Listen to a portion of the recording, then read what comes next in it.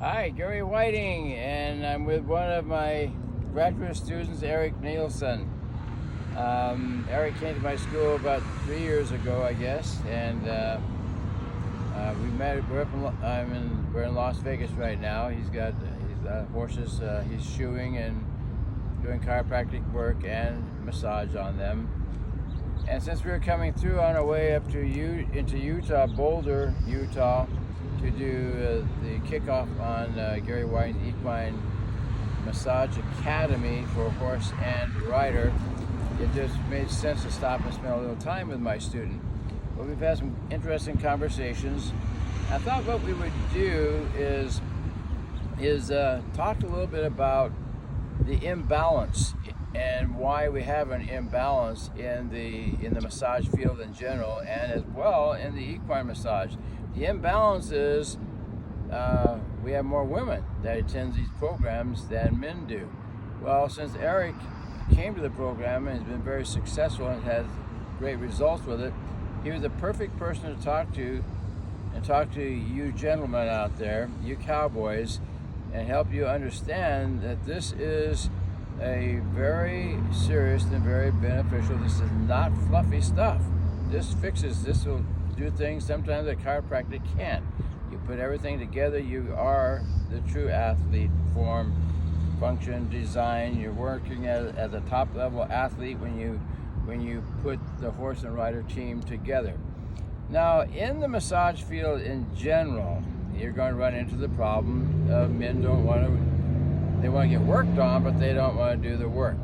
When I used to do body buddies, I'd have married couples come in and I'd teach them how to work on each other, and they would go home and they'd practice that part and then come back in the next week at the same evening. Well, it was always the same thing. The women would say, well, he wants me to work on him, but he won't work on me. And I would get on their case. I said, listen, you got to take care of this woman. You have to work on her. Don't be so selfish. You've got to. Men are not inclined to do body work, but they are the best, and there's a reason for that, because we're stronger, more intensity oftentimes, and so women have a good feel, but they're more into the feel good and the nurturing side. Well, men, you need to get into this. I've been in this field since 1981, and I've had such great success over the years working with world-class athletes, both equine and human. And as you look at my background, you're going to see what my successes have been. Well, I am telling you from experience, you guys need this. You need this. So what I want to do at this point is let Eric talk a little bit about himself and what he's done with the massage and how it factors into his livelihood and the performance of his horses. Eric, take it over. Well, a little background on me. I've been a horseshoer for over 35 years. I got into this to help my horses and help my career.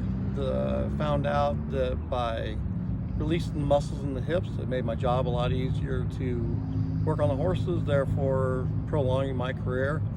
I'm not a spring chicken anymore. I'm in my 50s, middle 50s, and I still shoe 6 to 7 horses a day, along with doing the massages on horses.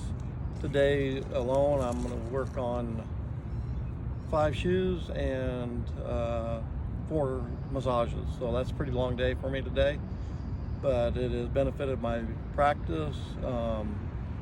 The customers love it. They know when to call me because I've educated them as well to see the signs of what's going on with their horse. And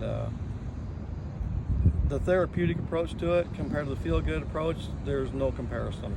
The deep tissue that you can give to these horses, they give you responses right away. People always want to know if I work on people. I said no. Horses talk to me, people talk back. So I just work on horses. Gary works on people, okay, and horses. So, but the horses do talk to you. They start licking and chewing right away.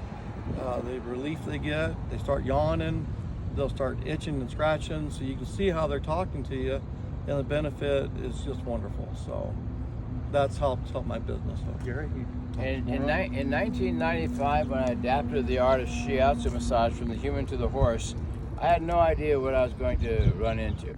I had no idea what to expect. The first horse I worked on for money belonged to Alma Peterson over in the valley here in California. And I worked on her horse Beauty, and they went out that weekend barrel racing. They came back with a 5-second faster time. 5 seconds. Okay, this is unbelievable. But it just showed how bad those horses were treated and how much in need they were. Well, Charlene Jesperson, her daughter, her horse was coming in dead last. She was looking at another horse for $17,000, and I said, Charlene, I don't think you need another horse. I think I can help. This horse is beautiful. It just can't get out of its way. It's like it's got an anchor behind it because the muscles are so tight, it can't move. It's just like it's laboring. 3 sessions on Charlene's horse. She went to Del Mar. She took her first, and her letter is on my website. And so, right away I started thinking, wow, there is a need in this industry for a massage, but no one has. All they had heard of was chiropractic, and they were using chiropractic. They weren't using massage. And so finally I just kept trying to tell the people, well, this is massage, not chiropractic. Finally I just said the heck with it. I'll just let them think what they want to think. I just want to fix these horses. Well, then I got the nag from hell. I had no history on this mare, and you could not touch her babies. But when I got done with her, you could sit on the ground. Her baby would sit in your lap, lay in your lap. You could go into her stall. 7 years of having a lot of babies, this horse never let her owner, Pepper O'Shaughnessy, touch her babies until after I'd worked on this mare. When I went to the Atlas, I put pressure just that fast. She threw her face into the ground. Her bottom lip was quivering, and her eyes go, oh, thank you. Totally different horse. Totally different horse. So if your horse has attitude problems, doesn't want to be ridden, maybe it's got a migraine headache. If the Atlas is out, it's going to cause vision problems, migraine problems, hearing problems. It's going to have all kinds of problems, and you're going to have performance problems. So don't think about getting rid of your horse. Think about getting it fixed. So between the chiropractic and between massage, you can do wonders, and you can even add acupuncture into the treatment. Everything has to be put in there. And I'll just kind of close with this to illustrate one more time the importance of body work. Before you close that, talk about that. I have 2 Mustangs that I started doing 3 years ago. It would take me an hour and a half to trim them. They would drop their foot, take off, and run 30 feet away. They'd bring them back. I started doing massages on these 2 horses, and a year and a half after I started working on them, by the time I got through getting all the ting points on the feet, everything else, I can do both those Mustangs in 45 minutes now.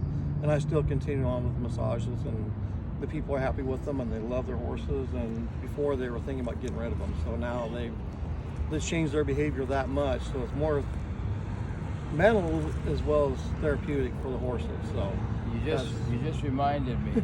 We were talking about this at lunch. I worked on some horses in Fireball, and Pam and her daughter had come to they were my very first students back in 1998. I had worked on one of their horses. The farrier came in to work on this particular horse, and he was befuddled. He goes, Seltzer, what is going on with your horse? I'm worried that I'm going to get hurt with this horse. This horse is so compliant. It's like it's not even the same horse. Well, we had Gary Whiting come in, and he massaged our horses. We just got back from his school.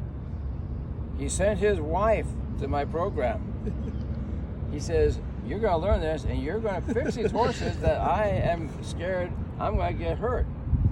I had a farrier couldn't go back to work, and I fixed him, and he paid me twice the amount. I said, no, this much. He goes, no, I can go back to work. I was losing a lot of money today. So for you farriers out there, you want to learn this yourself, you guys, and send your sons. You can send your wives, but you need to do this.